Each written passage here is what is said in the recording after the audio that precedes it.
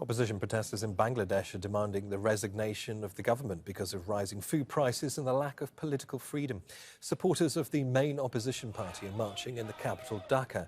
They're demanding a non-partisan caretaker government before the presidential election later this year and the release of political prisoners. Over to Tanveer Chowdhury now, who joins us live from Dhaka. And Tanveer, how big are these protests so far and what's driving people onto the streets? Well, this rally was big. It was several kilometers long. It's essentially a road march. It started from an area called Gaptoli in the city, and most of these rallies were heading to the center of the city and other parts of the city. Tens of thousands of people participated in these rallies. Their one key demand is resignation of the government, and they want a neutral caretaker government to take over before the general election, which is supposed to take place in December or January next year. Now, many of these people who were in the rally are not necessarily members of political parties. We met people from different walks of life, from cab drivers to truck drivers to scooter drivers to rickshaw pullers. They said that they're upset with the government because of the economic crisis. The food prices and essentials are very high inflation rate. People are having real hard times since last year, and the government hasn't been able to tackle those. And they want the government to resign unless they take care of the economic situation.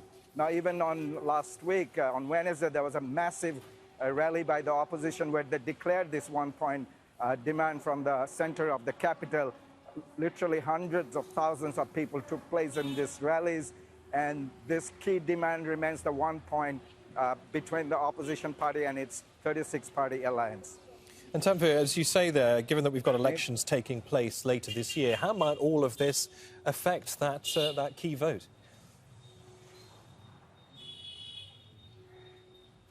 Well, it's increasingly taking a confrontational turn. I mean, the government is adamant. They said the election will take place. It will be free and neutral, but it will be under this present government. They will remain in power, and they will not resign because under the Constitution, they said there's no provision for caretaker neutral government.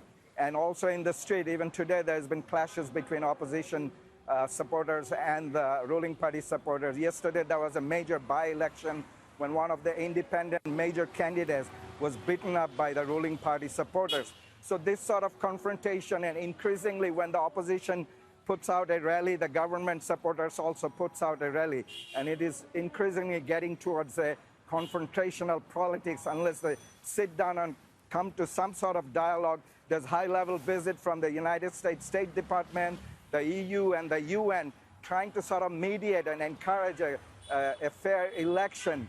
Despite all this, both sides seems to be adamant, and both sides is sticking to their demands. And obviously, before the election, we'll see more rallies, more confrontation, unless there is some sort of understanding between the two main opposition party and the ruling party. Sounds like a lot of political turbulence to come. Tanveer Chowdhury in Dhaka, thank you.